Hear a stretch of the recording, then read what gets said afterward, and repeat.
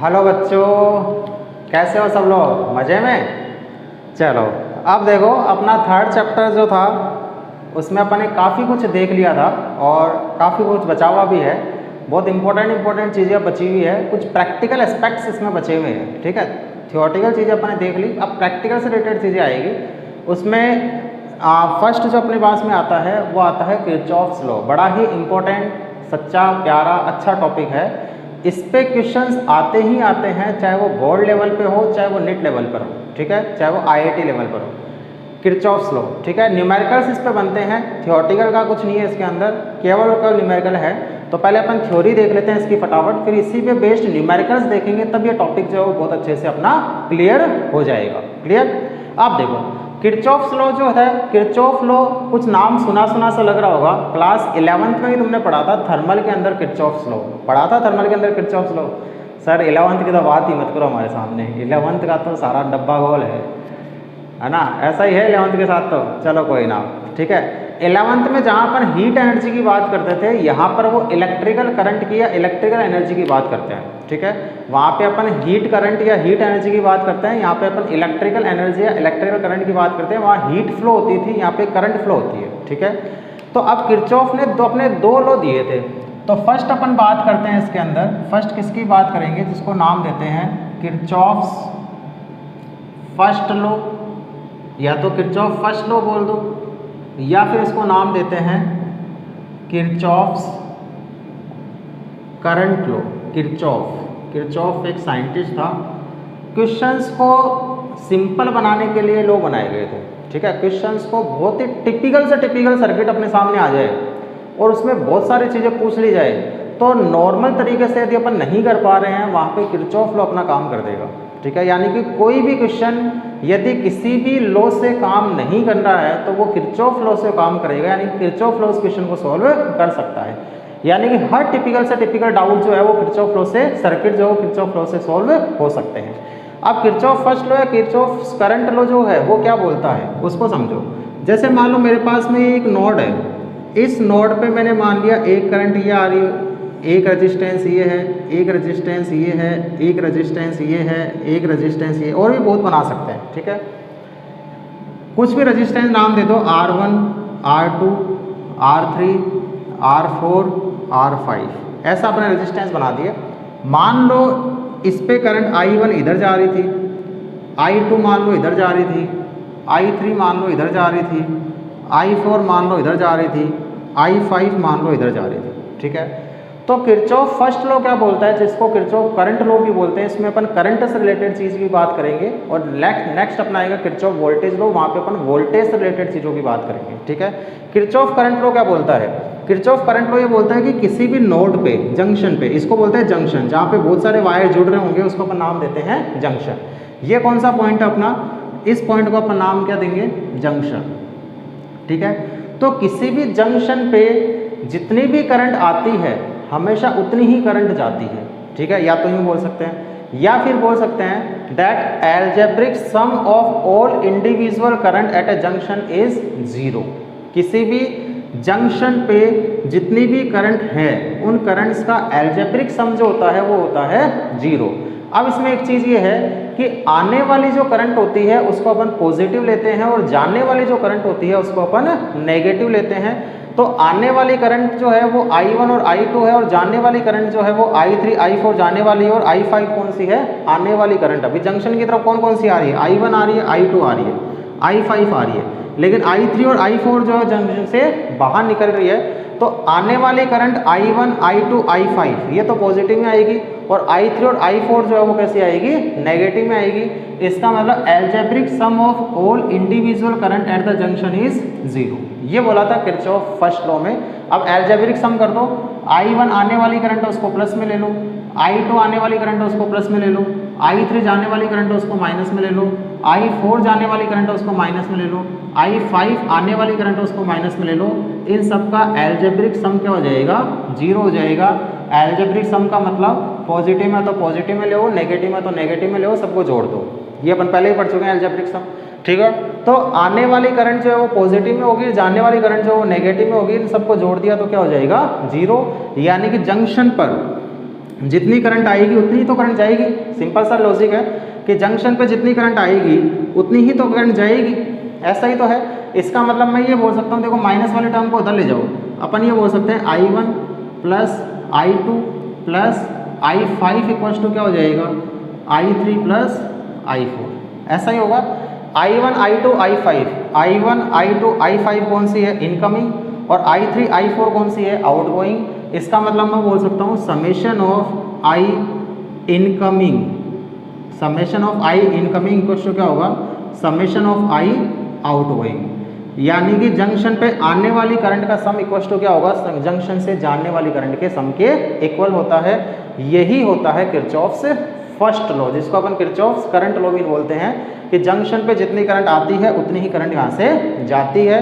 तो अब देखो इसको अपन और भी तरीके से भी आप क्या बोल सकते हैं, किरचॉफ फर्स्ट लॉ जो है वो law of conservation of charge को भी बताता है।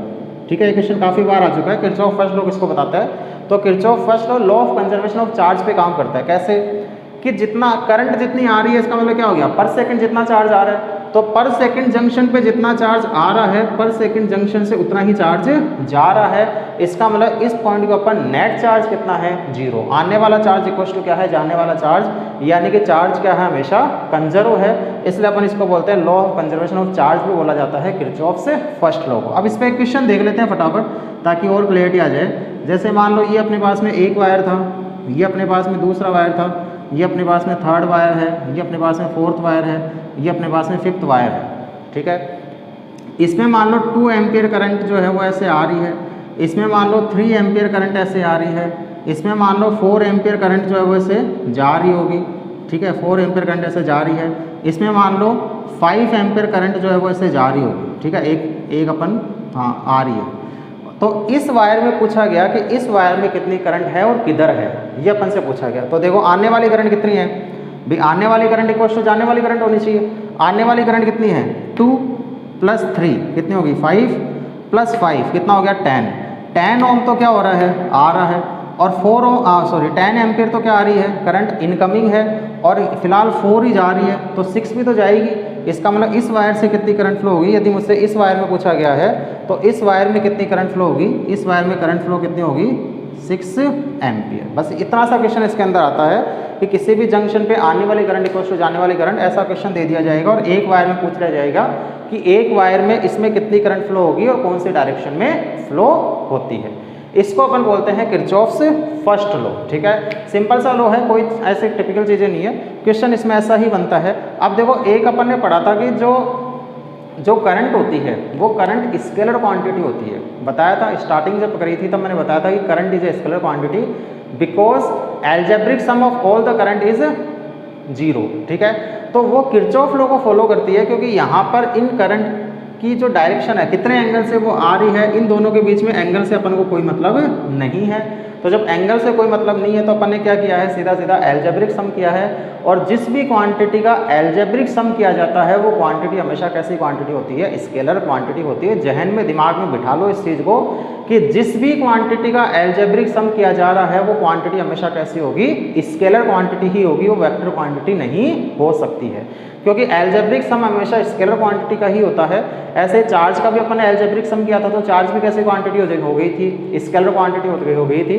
करंट का भी एल्जेब्रिक सम किया है, इसलिए करंट भी कैसी क्वांटिटी है, स्केलर क्वांटिटी है। अब क्वेश्चन क्या आता है, why current is a scalar quantity because, अब इसमें अपन क्या लेते हैं, because Kirchhoff first law algebraic sum of all the individual currents at a junction is 0। ठीक है, इसलिए अपन क्या बोलते हैं, एल्जेब्रिक सम कर दिया, इसलिए वो क्वांटिटी कैसे हो गई, स्केलर क्वांटिटी हो गई, क्योंकि हमेशा स्केलर क्वांटिटी का ही एल्जेब्रिक सम हो सकता है, वेक्टर क्वांटिटी का एल्जेब्रिक सम नहीं होता है। तो जब वेक्टर क्वांटिटी का एल्जेब्रिक सम नहीं होता है तो इसका मतलब करंट कैसी क्वांटिटी हुई, स्केलर क्वांटिटी हो गई। तो अपन ने जो पढ़ा था कि current is a scalar quantity, उसका रीजन जो मैंने बताया था कि अपन आगे देखेंगे, उसका रीजन किरचॉफ लॉ से निकल के आएगा। तो यहाँ से इसका रीजन निकल के आता है कि algebraic sum of all individual current at a junction is 0। एक तो अपन इसका लॉ को इस तरह से बोल सकते हैं, लॉ क्या हो गया, लॉ की डेफिनेशन देना चाहें that algebraic sum at all the individual current at the junction is 0। First second definition क्या हो सकती है, at a junction incoming current is equal to the outgoing current. ठीक है, तो दो डेफिनेशन इसकी निकल के आती है और ये law of conservation of charge के बेसिस पे काम करता है और साथ ही साथ इसको किरचॉफ करंट लॉ भी बोला जाता है या किरचॉफ वोल्टेज लॉ भी बोला जाता है, या फिर अपन ये बोल सकते हैं कि ये जो लॉ है वो किसको प्रूव करता है, किरचॉफ कंजर्वेशन ऑफ चार्ज है उसको प्रूव करता है। ठीक है, तो किरचॉफ फर्स्ट लॉ अपना हो गया। अब देखते हैं किरचॉफ सेकेंड लॉ क्या बोलाता है, जिसको अपन बोलते हैं किरचॉफ, देखो Kirchhoff second law, Kirchhoff second law या फिर इसको बोला जाता है Kirchhoff voltage law, Kirchhoff voltage law, और इसको बोला जाता है किरचॉफ सेकेंड लॉ या किरचॉफ वोल्टेज लॉ। अब ये क्या बोलता है इसको समझना।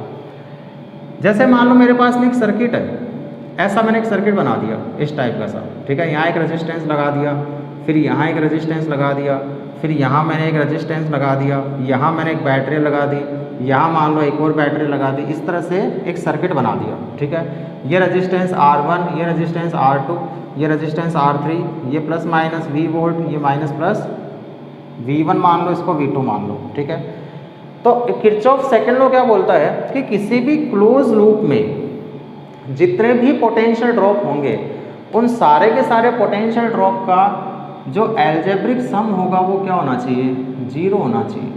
ठीक है, जैसे उसमें सिग्मा I जीरो हुआ था, इसमें क्या होता है सिग्मा V जीरो होता है कि किसी भी सर्कुलर या किसी भी क्लोज लूप होना चाहिए, लेकिन वो किसी भी क्लोज लूप में जितने भी पोटेंशियल ड्रॉप हुए हैं उन सारे के सारे पोटेंशियल ड्रॉप का एल्जेब्रिक सम क्या होना चाहिए, जीरो होना चाहिए।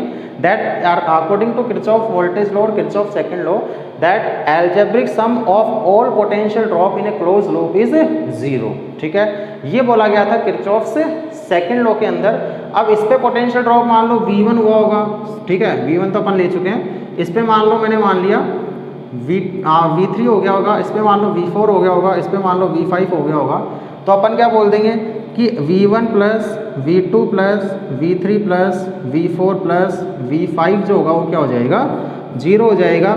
अब पोटेंशियल प्लस में भी हो सकते हैं, माइनस में भी हो सकते हैं, अपन पहले भी देख चुके हैं। कब प्लस में आएंगे कब माइनस में आएंगे वो एक क्वेश्चन अपन करेंगे, उस क्वेश्चन से ही अपना सॉल्व होगा कि ये सारी चीज़ें किरचॉफ सेकेंड लॉ जो है किस तरह से अप्लाई करना है। ये तो लॉ तो सिंपल सा है, देखो लॉ जो है वो बहुत कम पूछे जाते हैं, इस पे बेस्ड क्वेश्चंस आते हैं, तो किरचॉफ सेकेंड लॉ क्वेश्चन से ज़्यादा अच्छे से क्लियर होगा बल्कि बजाय थ्योरी के। ठीक है, तो बस इतना ध्यान रखना है किसी भी क्लोज लूप में जितने भी पोटेंशियल ड्रॉप होंगे उन सारे के सारे पोटेंशियल ड्रॉप का एल्जेब्रिक सम जो होगा वो क्या होगा, जीरो होगा। कुछ रूल्स यहाँ पे अप्लाई होंगे, उस रूल से ही अपन क्वेश्चन सोल्व करेंगे। रूल क्या होंगे वो अपन अभी देख लेंगे। अब देखो वोल्टेज क्या है एक तरह का, पोटेंशियल ड्रॉप क्या है एक तरह की, एनर्जी तो है, यानी कि किसी भी क्लोज लूप में जो एनर्जी का एल्जेब्रिक सम होगा वो क्या होगा, जीरो होगा। इसका मतलब किरचॉफ सेकेंड लॉ जो है वो law of energy, law of conservation of energy पे काम करता है। जैसे वो जो लॉ था वो law of conservation of charge पे काम कर रहा था, वैसे ही किरचॉफ सेकेंड लॉ जो है वो काम करता है law of conservation of energy के ऊपर। ठीक है, तो law of conservation of energy पे कौन सा लॉ काम करेगा, किरचॉफ सेकेंड लॉ या किरचॉफ वोल्टेज लॉ, और law of conservation of charge पे कौन सा लॉ काम करेगा, किरचॉफ फर्स्ट लॉ या किरचॉफ करंट लॉ। ठीक है, अब देखो अब इससे रिलेटेड एक क्वेश्चन अपन करेंगे, उस क्वेश्चन से अपने ज़्यादा क्लियरिटी आएगी कि इस लॉ को अपन को अप्लाई कैसे करना है, इसमें रूल्स क्या क्या फॉलो होंगे, वो सारी चीज़ें अपन देखते हैं एक क्वेश्चन से।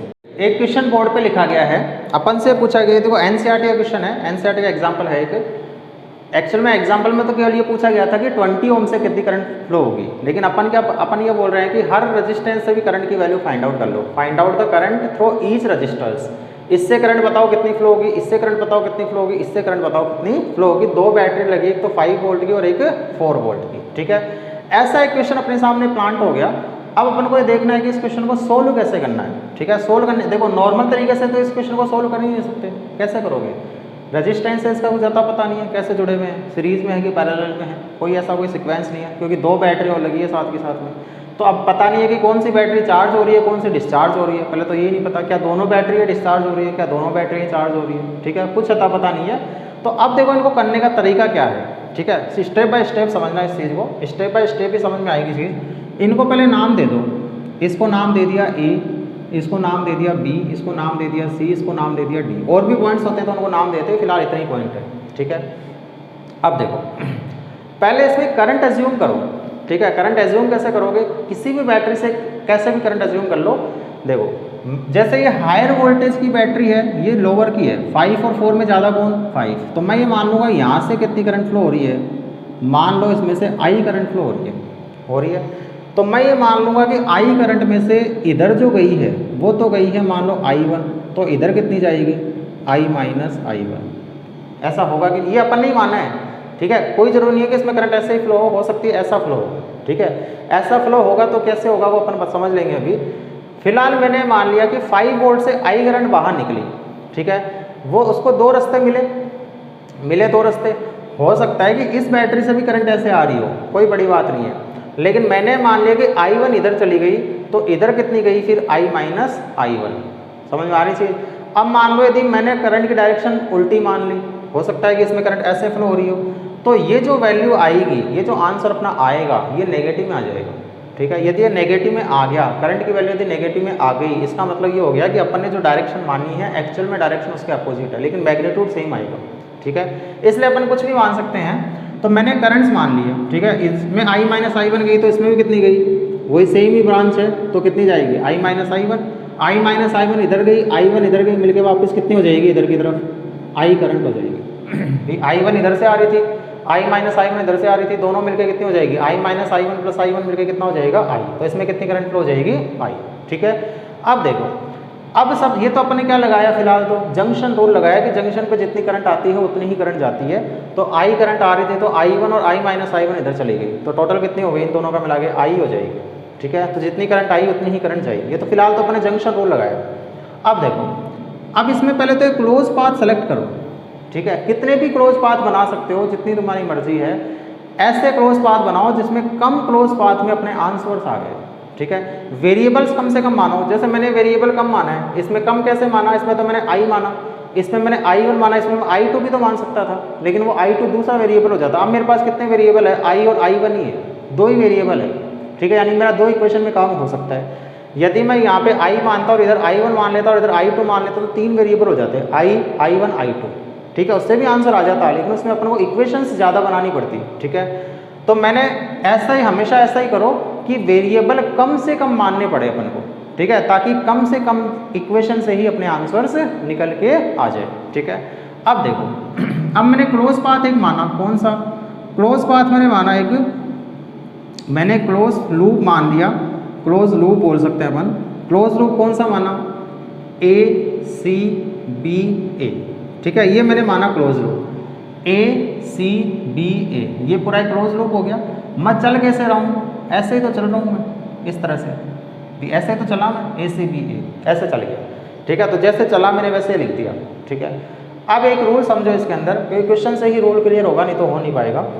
रूल ये है कि यदि मैं चल रहा हूँ और मैं करंट की डायरेक्शन में ही चल रहा हूँ, तब तो हर रेजिस्टेंस पे पोटेंशियल ड्रॉप पॉजिटिव में लेना है, और मैं करंट की अपोजिट डायरेक्शन में चला गया तो हर रेजिस्टेंस पे पोटेंशियल ड्रॉप नेगेटिव में लेना है। कैसे, वो चीज़ समझना।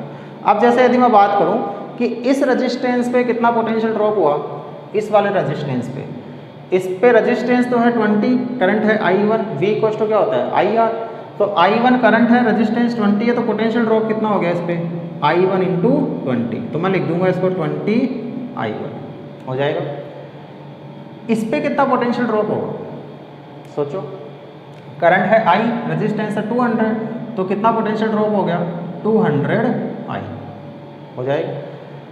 इस पे कितना पोटेंशियल ड्रॉप हुआ, करंट है I माइनस I1, रेजिस्टेंस है 60, तो अपन बोल देंगे 60 I माइनस I1 हो जाएगा। बस आगे सारे रेजिस्टेंस पे पोटेंशियल ड्रॉप अपन ले लिए, ठीक है, ले चुके हैं अपन। अब देखो, अब कैसे करेंगे, मैं ऐसे चल रहा हूँ ACBA, ऐसे चल रहा हूँ, तो मैं ऐसे चल रहा था, ठीक है, करंट भी ऐसे ही चल रही थी, तो पोटेंशियल ड्रॉप कैसा होगा, पॉजिटिव में होगा। यदि मैं करंट की डायरेक्शन में चल रहा हूँ तो रेजिस्टेंस पे पोटेंशियल ड्रॉप पॉजिटिव में होता है, इसको अपने नोट्स में लिख लेना। If we move in the direction of current then potential drop on the resistance is positive, ठीक है। तो पोटेंशियल ड्रॉप पॉजिटिव में आया, ठीक है। अपन को क्या करना है कि इस क्लोज लूप के अंदर जो अभी जो किरचॉफ सेकंड लॉ था वो क्या बोला गया था कि क्लोज लूप के अंदर जितने भी पोटेंशियल ड्रॉप होते हैं उन सबका एल्जेब्रिक सम क्या होता है, 0 होता है। तो अपन सारे पोटेंशियल ड्रॉप निकाल लें, उनका एल्जेब्रिक सम कर दें और उसको इक्वल किसके कर देंगे, 0 कर देंगे। तो इसमें कितना, इस ब्रांच में देखें तो केवल एक ही रेजिस्टेंस है, तो एक ही पोटेंशियल ड्रॉप हुआ, कितना, 20I1 हो गया। फिर मैं इधर चला, भी ऐसे ही चल रहा हूँ, करंट भी ऐसे ही चल रही है, मैं भी ऐसे ही चल रहा हूँ, तो ये जो पोटेंशियल ड्रॉप हुआ है ये कैसा आएगा, पॉजिटिव में। तो प्लस में कितना आ जाएगा, 200I आ जाएगा। फिर चले, फिर बैटरी मिली। अब देखो बैटरी का क्या रोल होता है, बैटरी यदि मैं चलते हुए पहले मैं जिस टर्मिनल से टकरा गया, बैटरी के जिस टर्मिनल से टकरा गया वैसा ही उसका ईएमएफ लिया जाता है। यदि मैं नेगेटिव टर्मिनल से टकरा जाता हूँ तो ईएमएफ नेगेटिव होगा, और यदि मैं पॉजिटिव टर्मिनल से टकरा जाता हूँ तो ईएमएफ पॉजिटिव होगा, पहले जिससे टकराएंगे वो। अब मैं ऐसे चलते हुए पहले किससे टकराया, नेगेटिव से या पॉजिटिव से, नेगेटिव से। तो जो ईएमएफ है वो कैसा लिया जाएगा, यानी पोटेंशियल ड्रॉप कैसा लिया जाएगा, नेगेटिव में। तो -5, ठीक है। फिर आगे चले, कुछ नहीं मिला, वापस ए पे पहुंच गए, तो सारे आगे जितने ही पोटेंशियल ड्रॉप हुए थे इस क्लोज लूप में सारे आगे इक्वल टू किसके हो जाएगा, 0 हो जाएगा। इसको आगे सोल्व कर लो जितना ये सोल्व हो सकता है। जैसे ये 20I1 + 200I इक्वल टू क्या हो जाएगा, 5 के। 5 से पूरे इक्वेशन को डिवाइड कर दो, डिवाइड हो सकती है, तो ये तो हो जाएगा यहाँ पे 4I1 प्लस इसको 5 से डिवाइड करेंगे तो क्या आएगा, 40I इक्वल टू क्या आ जाएगा, 1 आ जाएगा। ये तो अपने पास में कौन सी इक्वेशन आई, इक्वेशन 1 आ गई। अब मैं I1 और I में एक और इक्वेशन बना लूँ तो मेरा काम हो जाएगा। 2 इक्वेशन 2 वेरिएबल सोल्व कर सकते हैं। दूसरी इक्वेशन कैसे बना सकते हैं, क्लोज लूप एक और ले लो, कौन सा ले सकते हैं, ADCA ले सकते हैं। तो मैंने क्लोज लूप लिया सेकंड, क्लोज लूप ADCA, ठीक है। और दिख रहा है तो तुम्हें वो भी ले सकते हैं, कोई बड़ी बात नहीं है, अपन को तो इक्वेशन बनानी है। ADCA मैं ऐसे चल रहा हूँ, यानी कि मैं चल कैसे रहा हूँ, इस तरह से, ऐसे, ठीक है। तो मैं A से शुरुआत करी, पहले क्या मिला, बैटरी का पॉजिटिव, तो ईएमएफ कैसा लिया जाएगा, पॉजिटिव, तो प्लस का 4 ले लिया। फिर मैं ऐसे चला, ऐसे चल रहा था, करंट भी ऐसे ही जा रही थी, मैं भी ऐसे ही जा रहा था, तो ये वाला पोटेंशियल ड्रॉप कैसा लिया जाएगा, पॉजिटिव में। तो प्लस का क्या हो जाएगा, 60I - I1, ठीक है। और आगे चलो, और आगे चले, रेजिस्टेंस मिला कौन सा, 20 ओम, पोटेंशियल ड्रॉप कितना, 20I1, लेकिन मैं ऐसे चल रहा हूँ, करंट ऐसे आ रही है, इसका मतलब क्या हो जाएगा, नेगेटिव में, क्या, -20I1। फिर वापस चले तो ए पे पहुँच गए, तो इक्वल टू क्या हो जाएगा, 0 हो जाएगा। अब देखो इसको आगे सोल्व कर लो, सोल्व करेंगे तो ये आएगा 4 + 60I - 60I1 - 20I1 equal to क्या हो जाएगा, 0 हो जाएगा। इसको आगे सोल्व करो तो ये अब माइनस का 4 तो उधर चला जाएगा, ये आ जाएगा 60I - 80I1 इक्वल टू क्या हो जाएगा, -4 से डिवाइड हो रही है क्या, चारों, पूरी इक्वेशन 4 से डिवाइड हो सकती है। 4 से डिवाइड करेंगे तो क्या हो जाएगा, ये तो कितना आएगा, 15I माइनस ये कितना आएगा, 20I1 इक्वल टू क्या आ जाएगा, -1। 2 इक्वेशन बन गई। एक तो ये इक्वेशन बनी I1 और I के बीच में, और एक इक्वेशन बनी I और I1 के बीच में, हो सकता है। 2 इक्वेशन 2 वेरिएबल, थर्ड इक्वेशन की जरूरत ही नहीं है, बना सकते हो थर्ड इक्वेशन और पूरा एक लूप ले लो तो थर्ड इक्वेशन भी बन सकती है, लेकिन अपन को जरूरत ही नहीं है, नीड ही नहीं है, क्योंकि 2 इक्वेशन 2 वेरिएबल अपन सोल्व कर सकते हैं। यदि मैं 3 वेरिएबल ले लेता, I1 I2, तो फिर मुझे 3 इक्वेशंस बनानी पड़ती, ठीक है। इसलिए अपना 2 इक्वेशन में काम हो जाएगा। अब इक्वेशन 1 और 2 में देखो कैंसिल कैसे हो सकता है, यदि इस वाली इक्वेशन को मैं 5 से मल्टीप्लाई करके उससे जोड़ दूं, यानी कि इक्वेशन 1 × 5 + 2, इक्वेशन 1 × 5 + 2 जोड़ो, देखो इसको 5 से मल्टीप्लाई करो तो कितना आएगा, 20I1, इधर तो कितना हो गया, 20I1 इसको 5 से मल्टीप्लाई किया तो कितना आएगा, 200, तो प्लस का 200I कर दिया, इक्वल टू 5 से मल्टीप्लाई करेंगे तो क्या आएगा, 5 इक्वल टू क्या आ जाएगा, 5, ठीक है। लेकिन अभी ये भी तो जोड़ना है, ये जोड़ना है, तो इसको तो अपन सीधा सीधा ही जोड़ रहे हैं, +2, तो +2 कर दो, यानी कि प्लस क्या होगा, 15I माइनस का 20I1, ठीक है, माइनस का 20I1 इक्वल टू 5 तो यहाँ था ही, ठीक है, 5 से मल्टीप्लाई किया था तो ये तो 5 आ ही गया, और यहाँ पे जोड़ा है तो प्लस का, सॉरी माइनस का 1, हो जाएगा। अब सोल्व करो। प्लस का 20i1 माइनस का 20i1 कैंसिल, प्लस का 200i प्लस का 15i कितना हो गया 215i इक्वस टू क्या हो गया 4, तो i इक्वस टू क्या हो गया 4/215, यानी कि इससे कितनी करंट निकली है 4/215, ठीक है। तो i जो आई है वो तो कितनी आई है 4/215, i तो आ गया। अब मुझे चाहिए i1, इससे भी निकालनी है भी। ये करंट कौन सी आई है 200 से फ्लो हुई है, ये किससे फ्लो हुई है ये 200 ओम से फ्लो हुई है, ठीक है। अपन को तो इससे भी निकालनी है। इससे कितनी करंट फ्लो हो रही है i1, तो i1 और निकाल लो। i1 निकालने के लिए कोई सी भी एक इक्वेशन काम में ले लो, या तो ये ले लो या ये ले लो। i अपन को पता है, i की वैल्यू पुट कर दो। इसमें यदि मैं i की वैल्यू पुट करूँ तो देखो क्या होगा, फ्रॉम इक्वेशन 1, ठीक है 1 से देखो 4i1 ऐसे कैसे 4i1 प्लस 40 i कितना 4/215 हो गया इक्वस टू 1 हो गया। अब इसको आगे सोल्व कर लो, ये कितना हो जाएगा 160, ठीक है। तो 4i1 इक्वस टू कितना हो जाएगा 1 माइनस 160/215। समझ में आ रही है क्या किया हमने। ये कितना होगा 40 × 4 कितना होगा 160/215, उसको उधर लेके जाएंगे तो माइनस में हो जाएगा, तो माइनस का 160/215। इसको आगे सोल्व करो। इसको जब आगे सोल्व किया जाएगा, अब कैलकुलेटिव क्वेश्चन है वैसे ये, 4i1 ऐसे कैसे 4i1 equals to 215 minus 160, LCM ले लेंगे 215, तो एलसीएम तो कितना आएगा 215, ठीक है। और 215 माइनस 160 कितना होगा 75, अरे होगा कि नहीं होगा, ये आ जाएगा अपने पास में 75। तो i1 कितना आ जाएगा 75/215 इंटू 4, ठीक है। कैंसिल हो सकता है क्या 5 से कैंसिल हो सकती है इक्वेशन, 5 से कैंसिल कर लो। 5 से कैंसिल करेंगे तो i1 कितना आएगा, इसको 5 से कैंसिल करेंगे तो 15, और इसको 5 से कैंसिल करेंगे तो 3 इंटू 4, और आगे सोल्व कर लो 15 इसको मल्टीप्लाई करो 4 से 2 172, देख लेना कैलकुलेशन मैंने सही करी है नहीं करी। तो i1 कितना आ गया 15/172, ये किससे फ्लो हो रही है 20 ओम से, ये किससे फ्लो हो गई 20 ओम से हो गई। अब मुझे किससे निकालनी है 60 से कितनी फ्लो हो रही है i माइनस i1, तो सीधा सीधा कर दो 60 से कितनी फ्लो हो रही है फ्रॉम 60 ओम कितनी है i माइनस i1, i की वैल्यू 4/215 माइनस i1 15/172, ठीक है। अब इसको आगे सोल्व करना है, सोल्व कर लेना। सोल्व कर लेंगे तो ये आंसर किस में आ जाएंगे, सारे के सारे आंसर किस में आ रहे हैं एम्पियर में। ये आंसर किस में आ रहे हैं अपने एम्पियर के अंदर, ठीक है। तो ये आंसर किस में आ रहे हैं अपने एम्पियर में, ये भी आंसर किस में आएगा अपना एम्पियर में, ठीक है। तो ये इस तरह से किरचॉफ्स लॉ के क्वेश्चन जो है वो सोल्व होते हैं। बस अपन को यही देखना है, रूल अपना यही बोलता है। बाकी तो इसमें कैलकुलेशन ज़्यादा स्ट्रॉन्ग रहती है, जिसकी कैलकुलेशन पोर्शन स्ट्रॉन्ग है उसके लिए क्वेश्चन ईजी बनते हैं। बस इतना ध्यान रखना है कि यदि करंट की डायरेक्शन में चल रहे हैं तो रेजिस्टेंस पे पोटेंशियल ड्रॉप पॉजिटिव में लेना है, करंट के अपोजिट डायरेक्शन में चल रहे हैं तो रेजिस्टेंस पे पोटेंशियल ड्रॉप नेगेटिव में लेना है। चलते हुए यदि बैटरी का पॉजिटिव टर्मिनल मिलता है तो बैटरी पे पोटेंशियल ड्रॉप पॉजिटिव लेना है। चलते हुए यदि बैटरी का पहले नेगेटिव टर्मिनल मिल जाता है तो पोटेंशियल ड्रॉप नेगेटिव में लेना है। बस इतना ही करना है और कुछ भी नहीं करना है।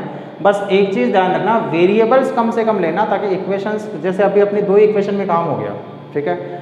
यदि मैं 3 वेरिएबल ले लेता तो मुझे 3 इक्वेशंस बनानी पड़ती, 4 अब 4 5 6 बहुत सारे क्वेश्चन इसमें बनते हैं, 6 वेरिएबल तक आ जाते हैं, तो 6 इक्वेशंस बनानी पड़ जाती है। तो क्वेश्चंस में कैलकुलेशन टिपिकल हो जाती है, बाकी क्वेश्चन को टिपिकल नहीं है, ठीक है।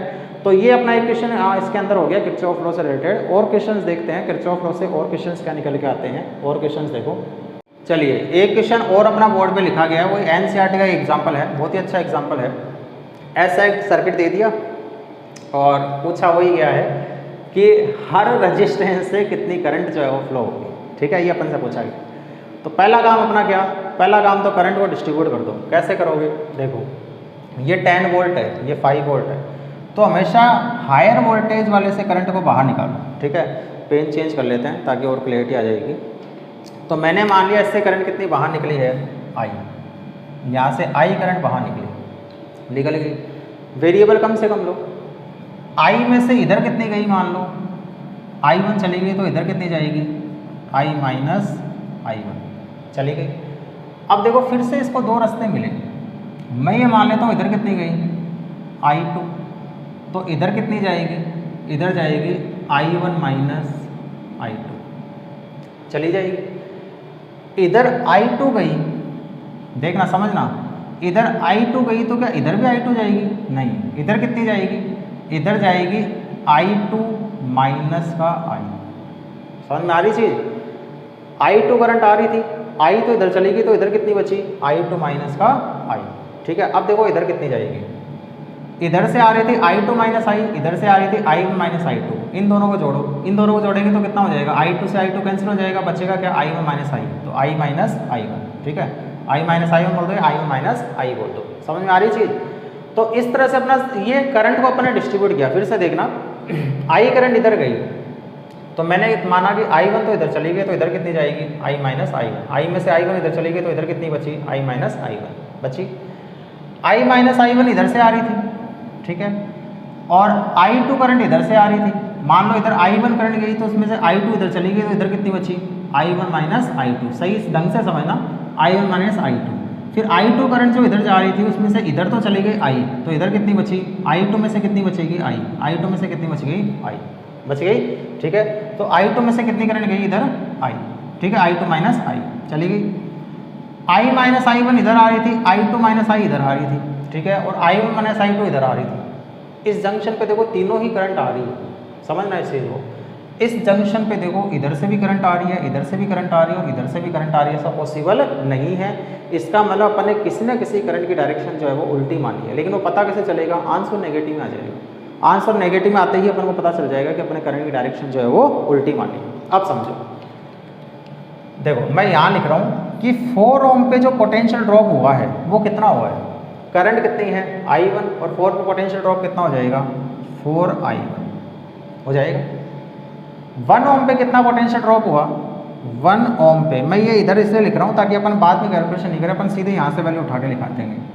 1 पे कितना हुआ, करंट कितनी है I, तो 1 पे कितना पोटेंशियल ड्रॉप हो जाएगा I, 1 इंटू I कितना होगा I, और क्या बचा 4 ओम।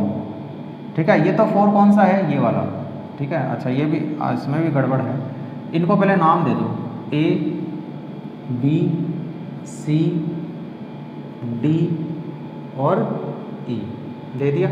तो ये कौन सा 4 ओम है, AB वाला है, ये कौन सा है AB वाला है, ठीक है। अब देखो, अब 4 ओम फिर से आ गया, कौन सा AD वाला, AD वाला 4 ओम आ गया अपने पास में, AD वाला 4 ओम में कितनी करंट कितना पोटेंशियल ड्रॉप हुआ, रेजिस्टेंस है 4 और करंट है I माइनस I1, तो कितना हो जाएगा 4I माइनस I1 हो गया। फिर इधर आओ, BC वाले 2 ओम में कितनी करंट कितना पोटेंशियल ड्रॉप होगा, ये BC वाला 2 ओम, BC वाले 2 ओम में करंट कितनी है I2, रेजिस्टेंस कितना है 2, यानी कि 2 ओम में कितनी करंट फ्लो कितना पोटेंशियल ड्रॉप होगा 2I2, ठीक है। और CD वाले 2 ओम में कितना हो जाएगा, CD वाला जो 2 ओम है उसमें कितना होगा, करंट कितनी है I2 माइनस I और रेजिस्टेंस कितना है 2, यानी कि 2 और कितना हो जाएगा I2 माइनस I। समझ में आई चीज, अपन ने सारे पोटेंशियल ड्रॉप लिख लिए। अब देखो, अब क्लोज लूप बनाओ। देखो मैं इक्वेशन बनाना बता सकता हूँ, कैलकुलेशन बड़ी टिपिकल है इसके अंदर, typical in the sense time consuming है। तो मैं टाइम कंज्यूमिंग है तो मैं थोड़ा सा टाइम को सेव करते हुए केवल इक्वेशंस बनाना तो मैं बता देता हूँ कैसे बनेगी। मैंने क्लोज लूप लिया, कौन सा क्लोज लूप मैंने लिया, कौन सा A B C A, ठीक है, A B C A ले लिया क्लोज लूप। मैं चल रहा हूँ A B C A, यानी कि मैं ऐसे चल रहा हूँ A से शुरुआत करी, पोटेंशियल रेजिस्टेंस मिला 4, करंट कितनी है I1, तो 4 पे कितना पोटेंशियल ड्रॉप हुआ 4I1, तो ये मैंने लिख दिया 4I1। करंट के डायरेक्शन में चल रहे हैं तो कैसा आएगा पॉजिटिव आ गया। फिर मैं ऐसे चला, रेजिस्टेंस मिला 2 ओम, करंट है I2, तो 2I2 प्लस में ही आएगा क्योंकि अपन करंट के डायरेक्शन में चल रहे हैं, 2I2 आ गया। फिर अपन ऐसे चले, रेजिस्टेंस मिला 1, करंट है इसमें I, तो वही करंट के डायरेक्शन में अपन चल रहे हैं तो प्लस का क्या आ जाएगा I, ठीक है।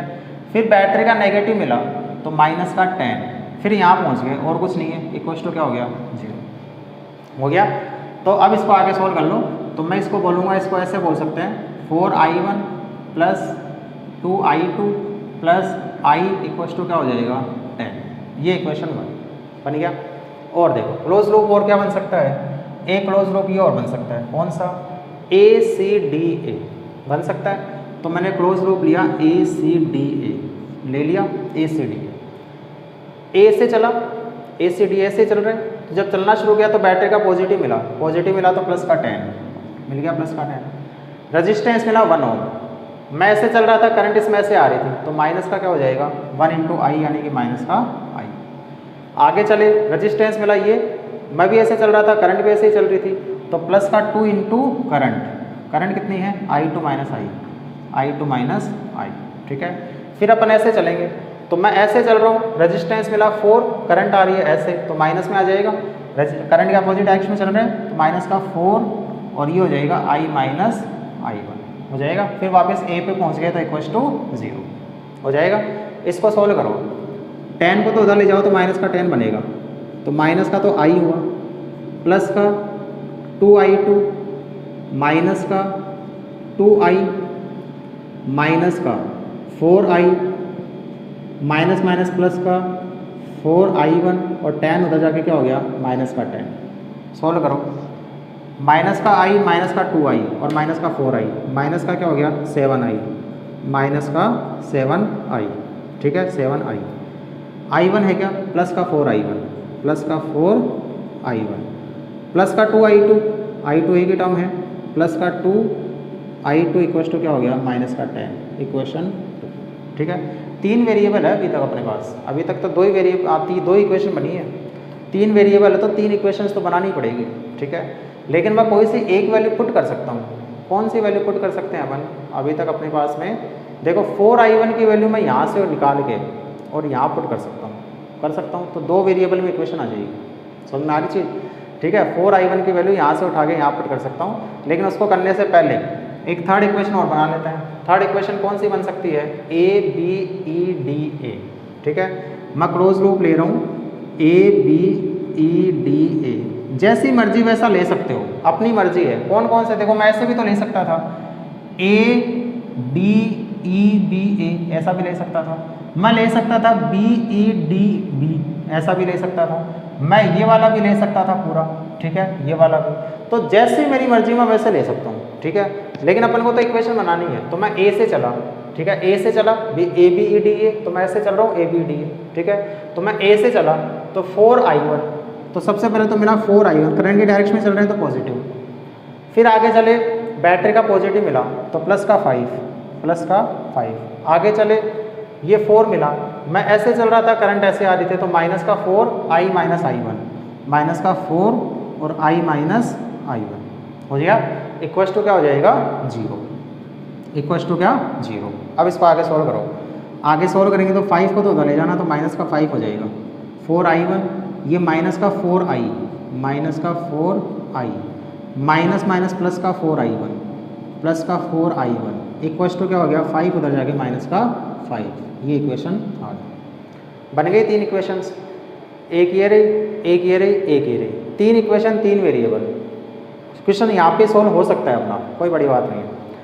कैसे हो सकता है, 4i यहाँ पर आ गया, इस 4i की वैल्यू, ठीक है, या फिर यूँ समझो 4i1 ये रहा, यहाँ से 4i1 की वैल्यू मैं निकाल के उठा के यहाँ पुट कर दूँ, और यहाँ भी 4i1 है, 4i1 की वैल्यू यदि मैं पुट कर दूँगा तो 2 वेरिएबल के अंदर अपने इक्वेशंस बन जाएगी। कैसे समझना, यदि मैं यहाँ से 4i1 निकाल लूँ, 4i1, तो 4i1 क्या आएगा, प्लस का तो 4i, ये प्लस का 4i, ये माइनस का 4i1 माइनस का 4i1 और ये माइनस का 5 है, माइनस का 5 बनेगा 4i1, ये इक्वेशन आ गई 4, ठीक है, ये equation 4। Put equation 4 in equation 1 and 2 करो, ठीक है। देखो जितनी कैलकुलेशन मेरे से हो सकती है मैं कर देता हूँ। 4i1 की वैल्यू मैं यहाँ से निकाल के ये वाली वैल्यू को यहाँ पुट करूँगा, ठीक है। तो इस वाली वैल्यू को यहाँ पुट करूँगा 4i1 की जगह, तो एक तो इक्वेशन क्या बनेगी अपनी, थोड़ी जगह बचाते हुए चलते हैं, पर लंबी कैलकुलेशन है। तो एक तो 4i1 की जगह पूरी वैल्यू पुट कर दो, पूरी वैल्यू पुट करेंगे तो क्या आएगा 4i माइनस का 4i1 माइनस का 4i1 माइनस का 5, ये तो मैंने 4i1 की वैल्यू पुट करी, और ये ऐसे कैसे, प्लस का 2i2 प्लस का i इक्वल्स टू 10, कर दिया। अब इसको आगे सोल्व कर लो। 4i प्लस आई कितना 5i माइनस का 4i1 माइनस का 4i1 माइनस का 4i1 ठीक है, और प्लस का 2i2 प्लस का 2i2 इक्वल्स टू माइनस का 5 कितना हो जाएगा, कितना हो जाएगा 15। इक्वेशन 5 हो गया। अब इसी 4i1 की वैल्यू जो है, ये कुछ गड़बड़ हो गई, कुछ गड़बड़ हो गई, कुछ गड़बड़ हो गई।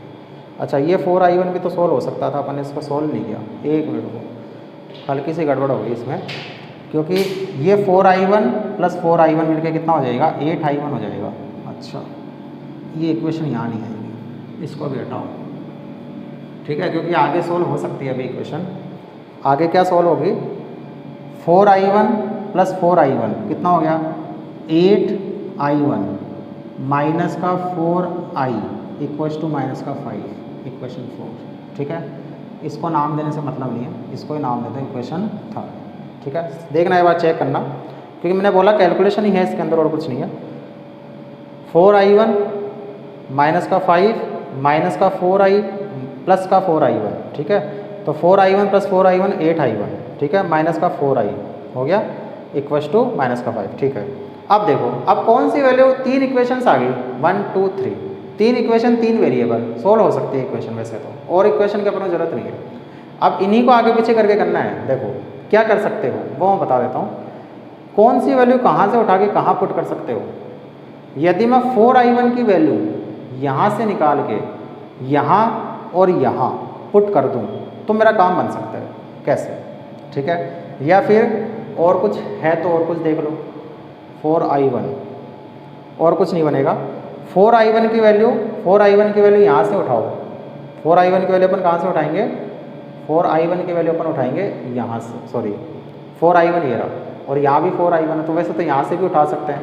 यहाँ से 4i1 की वैल्यू उठा के यहाँ और यहाँ पुट करो। देखो इसको मैं ऐसे लिख सकता हूँ क्या, 2 into 4i1 minus 4i equals to minus का 5 हो सकता है ठीक है। 4i1 की वैल्यू यहाँ से निकालो फ्रॉम इक्वेशन 2, फ्रॉम इक्वेशन 2 कर दिया। फ्रॉम इक्वेशन 2 4i1 को एक तरफ रखो, बाकी सबको एक तरफ ले जाओ। 4i1 को एक तरफ रखा, इधर कितना था माइनस का तो 10 था, माइनस का 7i उधर जाके कितना हो जाएगा प्लस का 7i ठीक है, और क्या बचा प्लस का 2i2 उधर जाके कितना हो जाएगा माइनस का 2i2। 1 2 3 4 1 2 3 4 आगे सारी चीज़ें।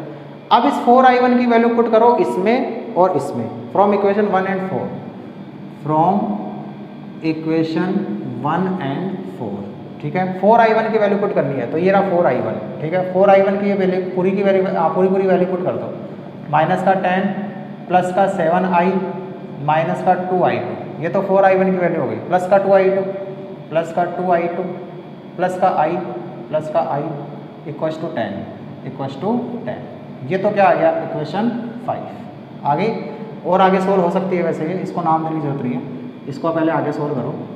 देखो माइनस का 10 उधर जाके प्लस का 10 बनेगा ठीक है, और 7i प्लस i कितना हो गया 8i ठीक है। माइनस का 2i2 प्लस 2i2 कैंसिल हो गया इक्वल्स टू 20, तो यहाँ से i निकल गया अपने पास, लो सिंपल हो गया क्वेश्चन। i निकल गया, i कितना आया 20/8 यानी कि 10/2 यानी कि 10/4 यानी कि 2.5 एम्पियर। ये तो i आ गया। अब i आते ही तो सारी चीज़ें सोल्व हो गई, अब तो कोई दिक्कत ही नहीं अपने पास। i आ गया मेरे पास, i जैसे ही आ जाता है इस इक्वेशन में, देखो जैसे i आ गया मैं i1 निकाल सकता हूँ। तो फ्रॉम इक्वेशन 4 देखना कैलकुलेशन कोई गड़बड़ नहीं हो, बाकी मेथड अपना सही है। इक्वेशन 4 में देखो मुझे i1 ये पूरा ही ले लो, इसको लिखने की चलो चलने दो। ये तो कितना है 8i1 हो गया, माइनस का 4 इंटू कितना i कितना है 2.5 इंटू i कितना हो गया 2.5 इक्वल्स टू माइनस का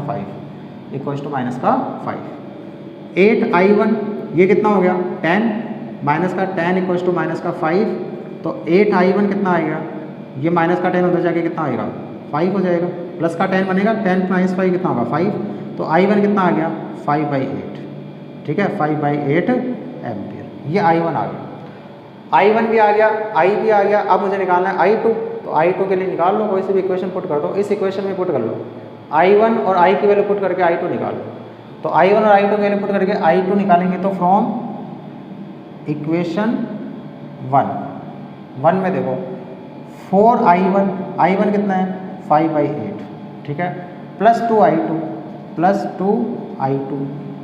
I की वैल्यू कितनी 2.5 इक्वल्स टू क्या 10 आ गया, ये 2 टाइम कैंसिल, कितना बचा 2.5 plus 2I2 plus 2.5 equals to 10, 5 उधर जाके माइनस का 5 इक्वल्स टू 10 माइनस 5 कितना होगा 5, तो I2 कितना हो गया 5/2 यानी कि 2.5 एम्पियर, I2 2.5, I1 5/8, I जो 2.5, सारी वैल्यूज आ गई। अब देखो इसमें यदि पूछा जाता तब तो I1 ही पूछा जा रहा था, यानी कि मैं यदि बात करूँ 4 ओम से कितनी फ्लो हुई है, यदि अपन बात करें 4 ओम से, तो 4 ओम से तो कितनी करंट फ्लो हो रही है I1 ही हो रही है, तो I1 का सीधा सीधा आंसर लिख दो 5/8, 4 ओम से तो कितनी हो रही है 5/8 एम्पियर, ठीक है। कौन सा 4 ओम AB, 4 ओम की जगह अपन क्या बोल देते हैं यहाँ पे AB ज़्यादा सही रहेगा, AB में, ठीक है। और देखो AC में कितनी करंट फ्लो हो रही है I, तो AC में देखो कितनी हो रही है AC I की वैल्यू क्या आई है, I की वैल्यू आई है 2.5 यानी कि 2.5 एम्पियर AC में आ गया, ठीक है। और देखो AD में कितनी हो रही है I माइनस I1, AD में I माइनस I1, I कितनी है I तो कितनी है 2.5 और I1 कितनी है 5/8, यानी कि 2.5 मतलब 5/2 माइनस 5/8, ठीक है। अब इसको आगे अपन सोल्व कर सकते हैं। ऐसे ही कौन सी बची है, अब बची अपनी BC में तो I2 ही फ्लो हो रही है सीधी सीधी, तो BC में तो सीधी सीधी I2 की वैल्यू पुट कर दो, I2 कितनी आई है 5/2 यानी कि 2.5, 5/2 बोलते हैं 2.5 बोलते हैं, एक ही बात है BC में। CD में कितनी हो रही है I2 माइनस I, CD में हो रही है I2 माइनस I2 कितना है 5/2 और I कितना है 5/2। अब समझो यहाँ पर ये बड़ा ज़बरदस्त चीज़ है ये 5/2 माइनस 5/2 माइनस 5/2 कितना हो गया 0, यहाँ बड़ी ज़बरदस्त चीज़ है ये। CD फिर से देख लेते हैं, CD क्या था I2 माइनस I2 2.5 और I भी 2.5 यानी कि कितना हो गया 0, इसका मतलब CD में कोई करंट ही फ्लो नहीं हो रही, CD में कोई करंट फ्लो नहीं हो रही है। इसका मतलब यहाँ से जितनी करंट आई है वो सारी की सारी करंट किधर गई, इधर गई, या फिर इधर से जितनी करंट गई थी वो सारी की सारी करंट इधर चली गई, ठीक है। ये देख लो, ये या तो ये माइनस में आएगी, यदि प्लस में आई है तो ये माइनस में आएगी। फिर BE में देख लो कितनी हो रही है, BE में कितनी करंट फ्लो हो रही है I1 माइनस I1 तो कितनी है 5/8 और माइनस 5/2, 5/8 माइनस 5/2 ये नेगेटिव में आएगी कि नहीं आएगी, 5/8 तो बहुत 1 से भी कम है, 5/2 2.5 है, तो पॉइंट में से माइनस का 2.5 माइनस करेंगे तो माइनस में आएगी। BE माइनस में आने का मतलब करंट इसमें ऐसे फ्लो हो रही है, ऐसे फ्लो हो रही है, इसका मतलब ये तो ऐसे ही जा रही थी और ये पूरी ऐसे निकल गई, ठीक है, ये पूरी ऐसे ही निकल गई। दोनों का मैग्नीट्यूड सेम है क्योंकि इसमें कोई करंट फ्लो नहीं हो रही है। तो ये अपना एक क्वेश्चन है, बड़ा ही अच्छा क्वेश्चन, सच्चा क्वेश्चन, प्यारा क्वेश्चन, केवल और केवल कैलकुलेशन में अपन को उलझाया है, बाकी इक्वेशंस बनाने का तरीका अपना यही रहेगा, इक्वेशन में किसी भी तरह का कोई चेंजेस नहीं है, ठीक है। अब मैं 1-2 क्वेश्चन के इक्वेशंस बनाना और बता देता हूँ, बाकी सोल्व करना अपन को आना चाहिए। सोल्व में कोई ऐसे वो नहीं है, एक मैथ है सोल्व में, तो देखो 9th-10th की मैथ लगानी, इक्वेशन को घुमा फिराना है, जितने वेरिएबल लोगे उतनी इक्वेशंस बनानी पड़ेगी, ठीक है। इसलिए कम से कम वेरिएबल लो, वेरिएबल कैसे लेने हैं वो मैंने बता दिया तुम्हें, कम से कम वेरिएबल्स जो वो किस तरह से अपन को लेने रहे, ठीक है। तो ये अपना क्वेश्चन जो यहाँ कंप्लीट हो गया। अब नेक्स्ट क्वेश्चन देखते हैं, अपना नेक्स्ट क्वेश्चन क्या है इसके अंदर। चलिए नेक्स्ट क्वेश्चन जो है वो एक बोर्ड पे लिखा गया है, ऐसा एक डायग्राम अपन को दे रखा है, एनसीईआरटी का क्वेश्चन है ये भी। अभी तक अपन ने एनसीईआरटी क्वेश्चन डिस्कस किए, अच्छे क्वेश्चन इस टॉपिक पे दे रखे हैं एनसीईआरटी पे, इसलिए अपन ने क्वेश्चन डिस्कस कर रहे हैं। ऐसा कुछ दे दिया, मैं केवल इक्वेशन बनाना बताऊंगा, अब कैलकुलेशन जो है वो मैं नहीं बताऊंगा। देखो सबसे पहले तो वही नॉमेनक्लेचर कर दो। नॉमेनक्लेचर कैसे, ABCDEF कर दिया, ठीक है। अब इसमें करंट देखो, करंट को किस तरह से डिवाइड करोगे, किस तरह से डिस्ट्रीब्यूट करोगे, वो चीज़ समझना। करंट को डिस्ट्रीब्यूट करने के लिए पेन दूसरा ले लेते हैं एक बार, पेन कहाँ गया, हाँ ये रहा। तो करंट को देखो, मैंने माना कि बैटरी से जो करंट निकली है वो आई निकली है, एक ही बैटरी है, एक ही करंट मान लेंगे अपन। यहाँ पे कितनी करंट आई, आई, इधर कितनी गई मान लो I1, तो इधर अपन कितनी मानेंगे I माइनस I1 मान लिया, ठीक है। आगे चलो, इधर I1 गई, इधर कितनी जा रही थी I1, उसमें से मान लो I2 इधर चली गई, तो इधर कितनी गई I1 माइनस I2। अपन यदि डायरेक्शन उल्टी मान रहे हैं तो नेगेटिव में आ जाएगा आंसर, ठीक है। फिर I माइनस I1 इधर आ रही थी, I2 इधर आ रही थी, तो इधर कितनी हो गई I minus I1 plus I2। I minus I1 तो इधर से आ रही थी, I2 इधर से आ रही थी, जंक्शन पे जितनी आती है उतनी ही जाती है। आने वाली current I minus I1 plus I2 है, तो जाने वाली भी करंट भी क्या होगी I minus I1 plus I2। अब ये दोनों मिला के देखो I हो रही है कि नहीं हो रही, क्योंकि इसमें कितनी फ्लो होनी है I, तो I minus I1 plus I2 तो इधर आ रही है, और I1 माइनस I2 इधर आ रही है, तो इधर कितनी जाएगी, दोनों का सम करोगे तो कितना आएगा, माइनस का I1 प्लस का I1 कैंसिल, प्लस का I2 माइनस का I2 कैंसिल, बचेगा कितना I। तो फिर से कितनी करंट चली गई I चली गई। अब इक्वेशंस बनाओ, इक्वेशंस कैसे बनेगी, पहले तो क्लोज लूप देखो, क्लोज लूप कौन कौन से हो सकते हैं। मैं सारे क्लोज लूप लेता हूँ, इसमें जितने बन सकते हैं सबकी इक्वेशन बना देते हैं। मैंने लिया close loop A B D A सबसे पहले, ठीक है, A B D A, ऐसे चल रहा हूँ इस तरह से A B D A, ठीक है। इधर चले 100 I1, करंट के डायरेक्शन में चल रहे हैं तो प्लस में आएगा 100 I1। आगे चले, करंट के डायरेक्शन में चल रहे हैं 15 I2, प्लस का 15 I2। आगे चले, रजिस्टेंस ऐसे मिला, करंट ऐसे आ रही है, अपोज नेगेटिव में आ जाएगा, तो माइनस का 60 I माइनस I1, माइनस का 60 I माइनस I1। और आगे चले तो A पे पहुंच गए, तो इक्वल टू क्या हो गया 0 हो जाएगा। सोल्व कर लो, इसको सोल्व कर सकते हैं, जितना हो सकता है उतना तो कर लेते हैं। 100 I1 plus 15 I2 minus 60 I और प्लस का 60 I1 equal to 0। 100 I1 plus 60 I1 कितना हो गया 160 I1, प्लस का 15 I2 माइनस का 60 I इक्वल टू 0, ठीक है। 5 से कैंसिल हो सकता है, करना चाहो कर सकते हो, 5 से कैंसिल कर लो। 5 से कैंसिल करेंगे पूरी इक्वेशन को, तो ये 2 I1 plus 3 I2 minus 12 I equal to 0। एक तो इक्वेशन ये बन गई। और देखो क्लोज लूप क्या हो सकता है, एक हो सकता है B C D B, एक मैं ले सकता हूँ B C D B, ठीक है, ये वाला। ऐसे चल रहे हैं, करंट भी ऐसे ही जा रही है, 10 I minus I1 minus I2, तो 10 I1 माइनस I2। आगे चले, अपन ऐसे चल रहे हैं, करंट ऐसे आ रही है, तो माइनस में हो जाएगा, माइनस का 5 इंटू करंट, तो माइनस का 5 और करंट कितनी है I minus I1 plus I2 हो गया।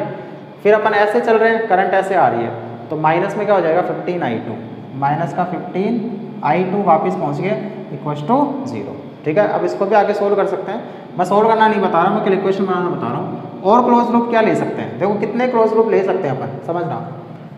एक ये पूरा क्लोज लूप बन सकता है, ये वाला A B C D A, एक मैं क्लोज लूप ले सकता हूँ A B C D A ले सकता हूँ। ऐसे चले 100 I1 प्लस में 100 I1 प्लस में, फिर ऐसे चले 10 I1 माइनस I2 प्लस में 10 I1 माइनस I2, ठीक है। फिर इधर चल रहे हैं, करंट ऐसे आ रही है, तो माइनस का 5 और ये करंट, माइनस का 5 और ये करंट कितनी हो गई I minus I1 plus I2, ठीक है। फिर ऐसे चल रहे हैं, करंट ऐसे आ रही है, तो माइनस का 60 I माइनस I1, तो माइनस का 60 I माइनस I1, ठीक है। फिर A पे पहुंच गए इक्वल टू 0। एक अपनी इक्वेशन ये बनी, ठीक है। वैसे तो अपने 3 वेरिएबल है, 3 इक्वेशन से काम चल जाएगा। और क्या बना सकते हैं, देखो मैं ले सकता हूँ A B C E F A, A B C E F A ले सकता हूँ, ये वाला देखो A B C E F A ले सकते हैं। इधर चले वही 100 I1, फिर इधर चले resistance into current 10 I1 minus I2 plus का 10 I1 माइनस I2, ठीक है। आगे चले बैटरी का नेगेटिव मिला तो माइनस का 10 बन गया। फिर वापस ए पे पहुंच गए इक्वल्स टू 0। एक इक्वेशन ये बन सकती है। तो एक तो ये बनी थी इक्वेशन, एक ये बनी थी इक्वेशन नंबर 2, एक ये बनी है अपनी इक्वेशन नंबर 3 और एक ये बनी है इक्वेशन नंबर 4। और देखो क्या बन सकती है, और भी बन सकती है। कैसे? मैं ये भी तो ले सकता हूँ ADCEFA ले सकते हैं। हाँ, बहुत सारी इक्वेशन बन सकती है ADCEFA। इसमें देखो क्या होगा, ए से अपन ऐसे चले 60 इंटू करंट प्लस में 60 I माइनस I1, ठीक है। फिर ऐसे चले, करंट की डायरेक्शन में चल रहे हैं 5 इंटू करंट प्लस में, तो प्लस का 5 और I minus I1 plus I2। फिर आगे चले, बैटरी का मिला नेगेटिव तो माइनस का 10 वापिस ए पे पहुँच गए इक्वल्स टू 0 हो गया। और क्या बन सकता है? और बना सकते हो। और कैसे? देखो मैं बता देता हूँ, BCEFADB बन सकता है। तो ऐसे बहुत सारे क्लोज लूप बना सकते हो, लेकिन ज़्यादा बनाने से मतलब नहीं है। जितने वेरिएबल अपने सामने आ गए ना, जितने वेरिएबल अपन ने ले लिए, उतनी ही इक्वेशन बना दो बस, उससे अपना काम हो जाएगा। उससे ज़्यादा इक्वेशंस बनाने की जरूरत ही नहीं है। 3 वेरिएबल अपन ने इसमें लिए, कौन कौन से? I1 I2 3 वेरिएबल थे, तो अपने 3 इक्वेशन से सोल्व हो जाएगा क्वेश्चन। और ज़्यादा इक्वेशंस बनाने से कोई जरूरत नहीं, उससे कम से नहीं होगा, ये भी ध्यान रखना। यदि 3 वेरिएबल लिए तो कम से कम 3 इक्वेशंस तो बनानी ही पड़ेगी, तभी क्वेश्चन सोल्व होगा, नहीं तो क्वेश्चन सोल्व नहीं होगा। समझ में आ रही चीज़? तो ये अपना एक क्वेश्चन और हो गया किरचॉफ लॉ से। एक आधा क्वेश्चन और देख लेते हैं कि इक्वेशंस बनाने का तरीका जो है वो और कैसे निकल के आएगा, वो और देखते हैं उसमें क्या होगा। चलिए, एक क्वेश्चन और बोर्ड पे लिखा गया है, अच्छा क्वेश्चन है, वही फाइंड आउट कर लें, वही चीज़ अपन को निकालनी है। सबसे पहले क्या, नेमिंग करो। नेमिंग कहाँ से शुरू करो? कहीं से भी कर लो, जहाँ से मन करे, यहाँ से कर लो। ABCDEF कर दिया। अब देखो, करंट मानो, करंट कहाँ से मान सकते हो? दोनों से करंट आउटवर्ड मान लो। जैसे मैं ये मान लेता हूँ कि इससे जो करंट फ्लो होगी, इससे जो करंट फ्लो हो रही है वो मान लो I1 हो रही है, और इससे जो करंट फ्लो हो रही है वो मान लो I2 हो रही है। I1 इधर आई, I2 भी इधर आ रही है, तो इधर कितनी जाएगी? I1 प्लस I2 चली जाएगी। बस ये मानना था। दो ही वेरिएबल है, 2 इक्वेशन से अपना काम हो सकता है। ये जो रेजिस्टेंस है, ये इसका इंटरनल रेजिस्टेंस है बैटरी का, ठीक है, क्वेश्चन में दे रखा है। इंटर रेजिस्टेंस है तो भी वो एज ए रेजिस्टेंस ही काम करेगा। इंटरनल है तो अपन को कोई कंसेप्ट में चेंज नहीं होगा, जैसे अपन अभी तक लगा रहे हैं वैसे ही अपन को लगाते हुए चलना है, कोई चेंजेज नहीं करना है। तो अब इसको समझो कैसे? वही क्लोज लूप लो, पहले लो ABCFA। मैंने क्लोज लूप लिया, क्लोज लूप मैंने ले लिया ABCFA में ले लिया। यहाँ से चला, बैटरी का पॉजिटिव मिला तो प्लस का 1.5, आगे चला 2, करंट कितनी? I2। मैं ऐसे चल रहा हूँ, करंट ऐसे फ्लो हो रही है, तो माइनस का क्या हो जाएगा? 2I2, तो माइनस का 2I2। फिर आगे चले, मैं ऐसे चल रहा हूँ, करंट ऐसे फ्लो हो रही है, तो माइनस का 3I2, माइनस का 3I2, ठीक है। फिर इधर चल रहे हैं, करंट ऐसे फ्लो हो रही है, तो माइनस में हो जाएगा 8I1 प्लस I2, माइनस का 8I1 प्लस I2, ठीक है। फिर अपन इधर चल रहे हैं और इसमें करंट जो है वो ऐसे आ रही है, तो मैं ऐसे चल रहा हूँ, करंट इसमें ऐसे आ रही है अपोजिट डायरेक्शन में, तो माइनस का 2I2, तो माइनस का 2I2 इक्वल्स टू क्या हो गया? 0।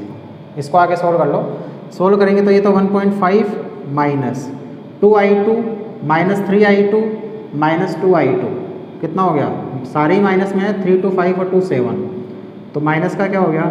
7I2।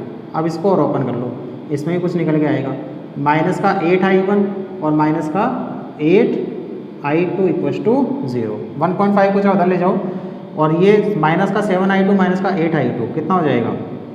माइनस का 15I2 माइनस का 8I1 इक्वल्स टू माइनस का 1.5 हो जाएगा। माइनस माइनस वैसे कैंसिल हो सकता है इन तीनों में, तो मैं ये बोल सकता हूँ 8I1 प्लस में प्लस 15I2 प्लस में इक्वल्स टू 1.5 प्लस में इक्वेशन 1 बन गई इक्वेशन 1। अब देखो और क्लोज लूप क्या ले सकते हो?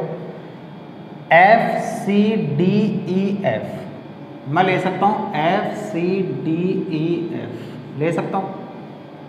मैं ऐसे चल रहा हूँ, करंट भी ऐसे ही चल रही है, तो प्लस का 8 इंटू I1 प्लस I2, तो 8 इंटू I1 प्लस I2 आ गया।